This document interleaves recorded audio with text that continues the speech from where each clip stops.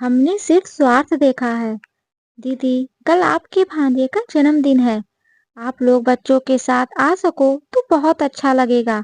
नर्मदा ने मिन्नतें करते हुए अपनी ननद लावण्या को फोन किया। देखती हूँ भाभी, वैसी मुश्किल ही है, क्योंकि आपके जीजा जी को कल जरूरी काम है। लावण्या ने ठंडी सी प्रतिक्रिया देकर फोन रख दिया। ननद का जवाब सुनकर नर्मदा का उत्साह ठंडा पड़ गया और वो वापस अपने काम में लग गई। उधर थोड़ी देर बाद ही ननद लावण्या ने तसल्ली करने के लिए अपनी माँ को फोन मिलाया। माँ, ये बड़ी भाभी का फोन क्यों आया था? मुझे चिंटू के जन्मदिन पर बुलाने के लिए। क्या कोई बड़ी पार्टी रखी है इस बार? अरे नहीं बेटा, ये कहाँ बड़ी पार्टी रखेंगे, यूं ही घर पर केक काटेंगे। तू रहने दे, बेकार में आने जाने का खर्चा लगेगा। रीमा जी फुसफुसाते हुए अपनी बेटी नर्मदा से बोली। हाँ माँ, इसलिए मैंने भी बहाना बनाकर मना कर दिया। कुछ लेती देती तो है नहीं, बस एक शगुन का लिफाफा पकड़ा देगी और खाना खिला देगी। पिछली बार जो साड़ी दी थी वे भी बिल्कुल आउट फैशन की थी। नर्मदा शिकायत करते हुए बोली। दोनों माँ बेटी नर्मदा की बुराई करने में मगन थी। नर्मदा ही सरल स्वभाव की थी, मायके से भी ज्यादा कुछ नहीं लाती थी और पति की कमाई भी कम थी। लेकिन नर्मदा को फिर भी किसी से कोई शिकायत नहीं थी। वो तो जितना मिलता उसी में संतुष्ट रहती। नर्मदा एक गरीब घर की बेटी थी, इसलिए ससुराल में सास ननद ने कभी उसे ऊंचा ओहदा नहीं दिया और ये सोच तब और ज्यादा नीचे गिर गई जब रीमा जी के छोटे बेटे की शादी एक पैसे वाले घर की लड़की मयूर से हुई और वो छोटी बहू बनकर इस घर में आ गई।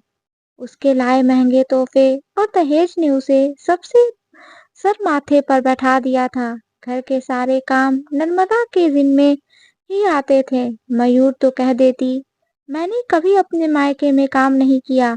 छोटे बेटे की नौकरी भी अच्छी लग गई थी तो उसने कह दिया, मेरी बीवी से काम नहीं होता तो ना सही, एक काम वाली रख लो, लेकिन घर में कलेश नहीं होना चाहिए। इस पर रीमा जी बोली, काम वाली की क्या जरूरत है, पहले भी तो घर के काम होते थे, अब भी हो जाएंगे। सिर्फ एक छोटी बहू ही तो ज्यादा हुई है घर में। एक जने का काम ही कितना होता है जो अलग से काम वाली रखेंगे।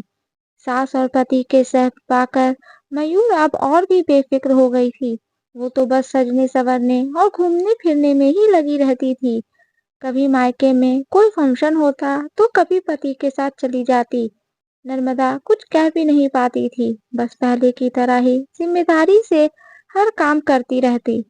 सब सिर्फ अपना अपना स्वार्थ देख रहे थे, नर्मदा के बारे में तो कोई सोचता ही नहीं था। चिंटू का जन्मदिन तो बुआ के इंतजार में बीत गया, लेकिन लावण्या नहीं आई। अगले महीने लावण्या के छोटे भाई भाभी की शादी की पहली सालगिरह थी।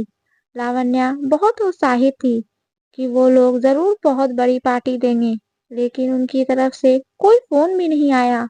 लावण्या ने अपनी माँ के पास फोन मिलाया। माँ, क्या छोटी भाभी और भाई अपनी सालगिरह की पार्टी नहीं रखेंगे? पता नहीं बेटा, लेकिन मैंने सुना था वो फोन पर कुछ होटल बुक करने की बात तो कर रही थी। रीमा जी के आहिस्ते से बोले। अच्छा लगता है, वो लोग कोई सरप्राइज पार्टी रख रहे हैं। मैं तो जरूर आऊंगी। मैंने भाई के लिए शर्ट और भाभी के लिए एक सूट भी लिया है। गिफ्ट के लिए चहकते हुए लावण्या बोली। बिना किसी बुलावे का इंतजार किए लावण्या सालगिरह के दिन मायके पधार गई।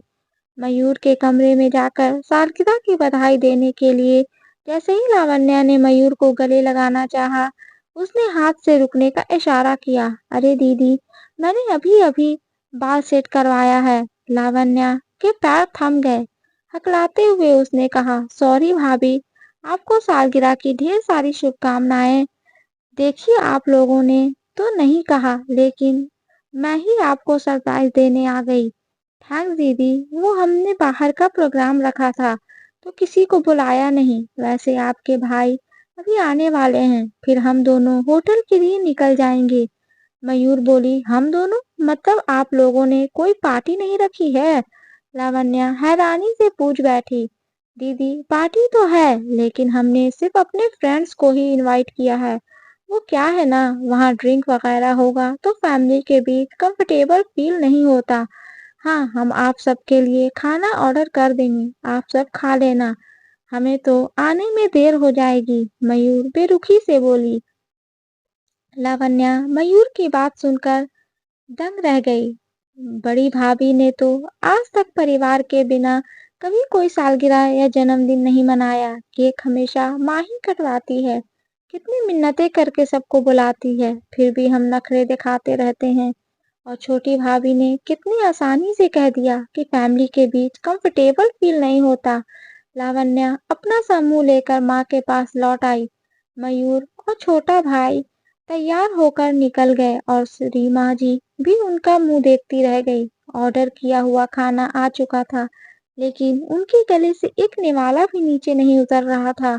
नर्मदा ने आकर पूछा, दीदी आप लोग खाना क्यों नहीं खा रहे हैं? बहू, वो मेरे पेट में गैस बन रही है, मैं ये भारी खाना नहीं खाऊंगी। तू मेरे लिए दलिया बना दे। जी माँ जी, कहते हुए नर्मदा मुड़ने लगी तो लावण्या बोली, भाभी मेरे लिए भी दलिया ही बना देना। ये खाना बहुत तीखा है, मुझे नहीं पचेगा। नर्मदा मुस्कुराते हुए रसोई में गई और दलिया बनाकर ले आई। आज वो दलिया भी दोनों माँ बेटी को बहुत स्वादिष्ट लग रहा था, क्योंकि उसमें नर्मदा का अपनापन और सम्मान घुला था, स्वार्थ नहीं। दोस्तों, जब हम एक जॉइंट फैमिली में रहते हैं, तो हमें पूरे परिवार को एकजुट साथ लेकर चलना चाहिए, ताकि हमारा प्यार हमेशा के लिए बना रहे। वरना ऐसी फैमिली का क्या मतलब, जिसे एक दूसरे से मतलब ही ना हो। दोस्तों, अगर ये स्टोरी आपको अच्छी लगे तो प्लीज इसे लाइक करें, शेयर करें एंड सब्सक्राइब करें। और इस स्टोरी के बारे में आपकी क्या राय है, हमें कमेंट बॉक्स में जरूर बताएं।